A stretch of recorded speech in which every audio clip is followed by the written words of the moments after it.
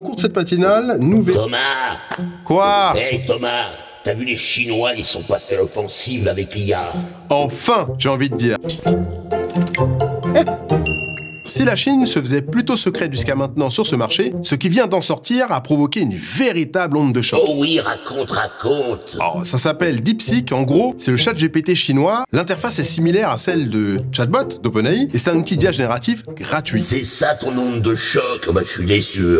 Attends. Développé par une startup, DeepSeek, avec ses modèles V3 et R1, est capable de rivaliser avec les IA d'OpenAI, Meta et compagnie. Mais ce qui fait toute la différence, c'est bien sûr son coût de production. Développer cette IA n'aurait pris que 2 mois.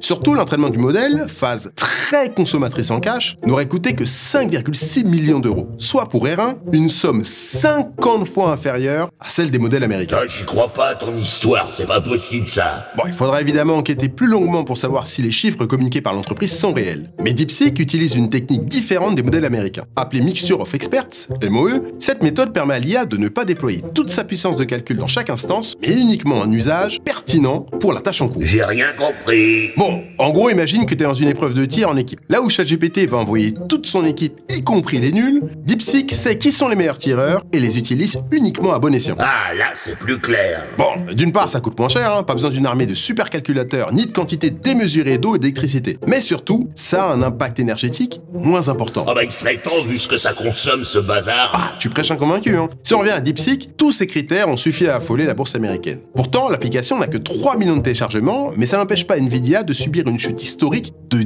17% de ses actions en bourse, soit près de 600 milliards de dollars de valeur envolée. Oh la vache, c'est vraiment dommage ce que tu me dis. Je venais d'acheter 10 actions d'Nvidia, mince. D'après Sensor Tower, les 5 plus grands marchés de DeepSeek, en termes de téléchargement de l'application mobile, depuis son lancement, sont la Chine avec 23% des utilisateurs, suivi par les États-Unis avec 15%. Pire encore, pour nos amis américains, DeepSeek est première de l'App Store, juste devant ChatGPT. J'ajoute en plus que les modèles DeepSeek sont open source. Voici ce qui explique le vent de panique. Bon, chez nous, aucun problème, hein, on vient de sortir notre IA Lucy, qui a échoué à un calcul mathématique niveau CP. Devenu la risée des internautes, le chatbot est déjà fermé. On est mal, Thomas. Maintenant, on peut choisir entre les Américains et les Chinois. Hey, ne pars pas, Thomas, pars pas, du fou.